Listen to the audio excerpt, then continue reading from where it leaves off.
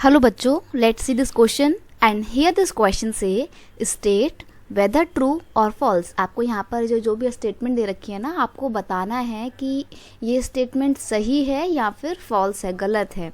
तो देखिए, पहली स्टेटमेंट है आपकी, farming is the main production activity in the Palampur village. क्या जो फार्मिंग थी, खेती बाड़ी जो थी, वो पालमपुर विलेज की मेन एक्टिविटी थी? तो ये बिल्कुल सही स्टेटमेंट है। इट्स मीन यहाँ पर आप लिखेंगे ट्रू। क्यों ट्रू है? क्योंकि वहाँ के जो 75% of the population of village Palampur dependent over the agriculture, वो लोग खेती बाड़ी के काम में लगे हुए थे।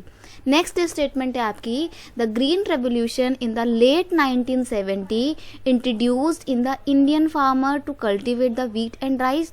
देखो, सब कुछ सही है, ये स्टेटमेंट आपकी बिल्कुल सही है, लेकिन एक गलती यहाँ पर क्या है कि ये ना लेट 1970 में नहीं शुरू हुई थी, बल्कि इसको 1960 के डिके में स्टार्ट किया गया था, और इसीलिए आपका ये स्टेटमेंट गलत हो जाता है। तो आप लिखेंगे false.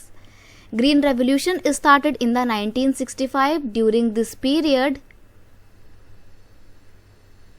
modern equipments were use for the production, यानी कि मॉडर्न तरीके से खेती बाड़ी की गई थी। यानी कि आपने इंडियन फार्मर्स ने HYV high yielding variety of seeds का इस्तेमाल किया था, इरिगेशन के नए तरीकों का इस्तेमाल किया था, केमिकल फर्टिलाइजर का यूज़ किया था, जिससे उनकी प्रोडक्शन बहुत तेज़ी से बढ़ी थी। और प्रोडक्शन में दो चीज़ों की बहुत तेज़ी से बढ़ी थी, एक तो व्हीट की यानी कि गेहूँ की, और दूसरी राइस यानी कि चावल की खेती बहुत तेज़ी से बढ़ी थी। नेक्स्ट आपका क्वेश्चन है, green revolution is associated with the loss of soil fertility. तो ये भी बिल्कुल ट्रू है। देखो, हम कहते हैं कि ग्रीन रेवोल्यूशन का बहुत अच्छा इफेक्ट पड़ा, सही बात है, प्रोडक्शन बहुत तेजी से बढ़ी थी, इंडिया सेल्फ सफिशिएंट हो गया था प्रोडक्शन के मामले में, फूड प्रोडक्शन के मामले में।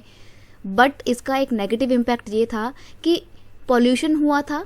पॉल्यूशन कौन सा? लैंड पॉल्यूशन है, सॉइल पॉल्यूशन आप कह सकते हो, बिकॉज जो सॉइल की फर्टिलिटी थी ना बच्चे, वो कंटिन्यू फर्टिलाइजर को यूज करने की वजह से खत्म हो गई थी।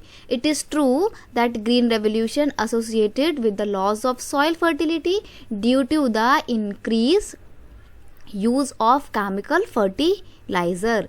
तो यहाँ पर ये ट्रू हो जाएगा आपका, ठीक है, कि सॉइल फर्टिलिटी लूज हुई थी बिकॉज हमने बहुत ज़्यादा केमिकल फर्टिलाइजर को यूज़ किया था। नेक्स्ट आपका स्टेटमेंट क्या है, most small farmers have to borrow money to arrange for the capital. सही बोल रहा है ये कि जो स्मॉल फार्मर्स होते हैं उनको अपनी एग्रीकल्चर में, इंटेंसिव एग्रीकल्चर को करने के लिए मनी की ज़रूरत होती है, और वो मनी कहाँ से अरेंज करते हैं? बोरो करते हैं, उधार लेते हैं।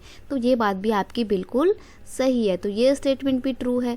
इट्स मीन आपकी फर्स्ट स्टेटमेंट, थर्ड स्टेटमेंट और फोर्थ स्टेटमेंट बिल्कुल सही है। बस ऑप्शन 2 जो दिया हुआ है, स्टेटमेंट सेकंड जो है, वो आपका गलत है। तो इस तरीके से आपकी ट्रू एंड फॉल्स हो गए। I hope you understood it well. Best of luck.